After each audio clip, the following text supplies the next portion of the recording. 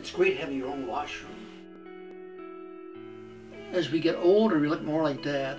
Bessie Michael, boy, he looked a lot like Dad. When he was young, he didn't. You look like your mom. Do I? Yes, I think so. Mom's too good looking. My name is Father James Keon. I was born on May 18th, 1925 in Owen Sound, Ontario, Canada. Our mom was very kind to us, very gentle. She's very, very pretty. People used to remark her. I have two brothers and one sister. Howard and Michael, the brothers, are older than I, and Madeline is younger. Howard and Michael joined the Air Force, and I did too, through World War II. And Howard became a navigator. Michael became a flight engineer, it was called.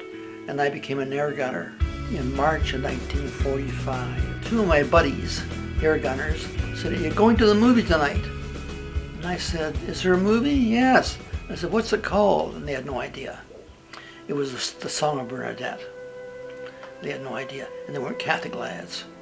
Wouldn't mean the same, but I saw it. And partway through, I said to myself, I know when I'm supposed to be. I want to do a job where I'm going to work with people and help people. And I was thinking of medicine. But I thought, boy, priests can do more than good than anybody else. Oh, Father Keon. I love Father Keon. Father Keon is the coolest priest ever. He's a storyteller. He's just a really bright spirit. He's always got a smile. He always has a story to tell. He's just everywhere. He knows everyone. He actually takes a genuine interest in getting to know you. He's always so joyful and so friendly and so outgoing. I love Father Keon because he's so nice and joyful all the time. He's just an amazing guy. Creates an environment where people can laugh, can talk, can share, and experience the goodness that is in all of us. I graduated from the University of Toronto in 1948, and I majored in philosophy. When I first came, there were 500 students, and we used to have breakfast and lunch with the students, all the priests did. And they enjoyed the priests. The priests would be at different tables, and the priests, some are very witty and humorous, and have the kids howling, they enjoyed their company. And I got to know so many students. I knew all my students, but I got to know so many other students because you meet them in the cafeteria. Father Keon Day is an event that happens the first Wednesday of every month in which students can invite any professor to have lunch with them at Crooker. I wasn't teaching anymore, and I thought one thing I can do is have lunch with the students. They should have more faculty over there. So I started to have lunch, and as I had lunch longer, I got to enjoy it more.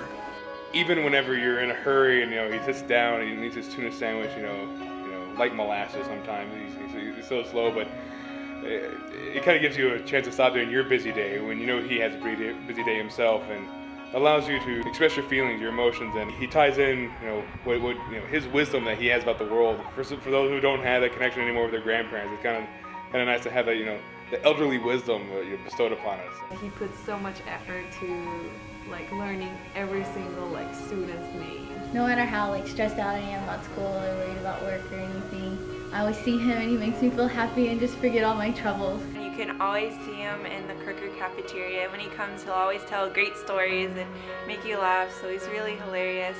But then also, you can go to the Chapel of St. Basil and see him celebrating Mass.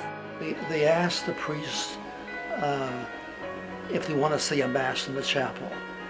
And he gives out sheets so we sign, and how many would you like to say, what days, and how many would I want to say. So I always mark down 3 or 4 anyway. Father Keon is a good model of one who is very happy in his priesthood. Celebrates the Mass with great reverence, and for me it's like a spiritual retreat every time. A great homily he had one time. It was during a morning Mass, I believe, and the homily had something to do with never questioning God's actions. Whenever you pray for something, it doesn't happen. You should never think, oh no, God's not listening to me. Why do I keep praying for this? He's like, because there's this master plan that you do not understand, and so you shouldn't question it. You keep praying, and one day the answer will come to you, or the future will, behold itself. And he was telling a story about the time he was in the military and how he loved being a fighter pilot. and he said, you know, day after day, I went home and I just prayed to God that the war would never end, because I was just having an amazing time being a fighter pilot. You know, I loved it. There was nothing better. I never saw any future other than being a fighter pilot. And then the war ended, and I was so mad. I was like, God, why'd you let this war end? And he was like, but then I thought, I'm being selfish. There's people dying out there. And so, you got that in together. It's like, so next time you think, why didn't God answer my prayer? He's like, because people are dying out there. It was the feast of the Archangel, so it was September 29th. He went on to talk about how angels, they're in heaven with God all the time, and all they do is they just adore God, but they're not bored at all. The whole homily, like every 2 minutes, he kept saying something that was just gut-bustingly funny. He has a very active and vivid imagination. I taught philosophy, and you got an A in 1965. And Darnell did very well too. You got a C minus, and it was quite good. Father Keon has personal connections with a lot of residents. He likes to make up these fake stories about them. With historical events, he was there, and then he places me there alongside him, whether it's World War I or World War II or at the 1935 World Series, and I'm pitching against Babe Ruth and he's behind the plate catching. It could be like personal interactions about what happened in like the 1920s or something. I met Father Keon fighting in World War I. We both won the Summer Olympics in gymnastics. I got gold and he got silver. So apparently my name was spread out throughout the land, and I was like the famed hero of the USA for shooting down the Red Baron. In 1961, whenever he first started teaching, I was in his very first philosophy class and I made an A-, and I haven't made an A since. We traveled all around the world together. I was a Prince of Canada. He once told someone I spoke 5 languages and they really believed him. He's a storyteller, and he helps create like community with those stories that he creates. Keon, is there anything you want to add to your A True Hollywood story? Yeah. Well, one thing I thought I was going to miss, I love playing ball. I love playing ball. And I thought, I'm going in the novitiate and I'll have no more ball in my life. Heck, I played so much ball. They're such good athletes. I didn't know the seminarians were such good athletes. I thought they're a bunch of wimps, you know. Oh boy, Dave Bauer and Ted McLean and Bill Conway, those guys, oh, they were good. Could they skate? They were fast, passed the puck so well. Well, they were good. And ball players, could they hit the ball? And we had good pitchers. Oh, they surprised me.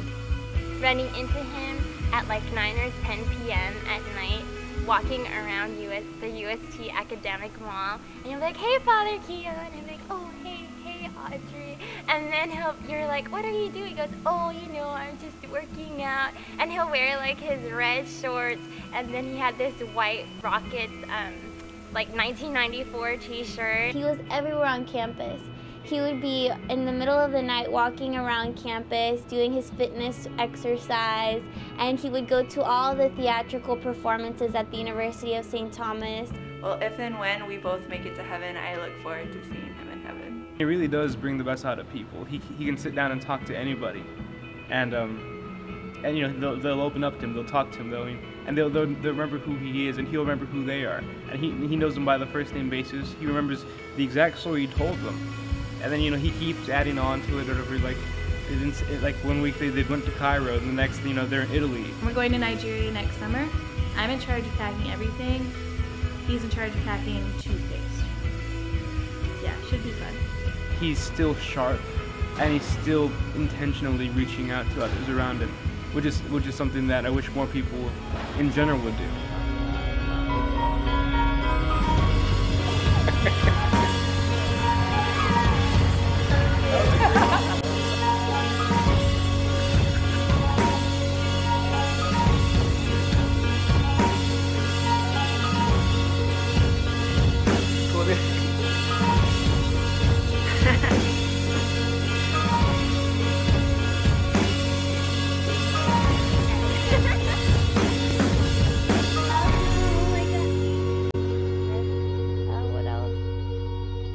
We're way better than they were.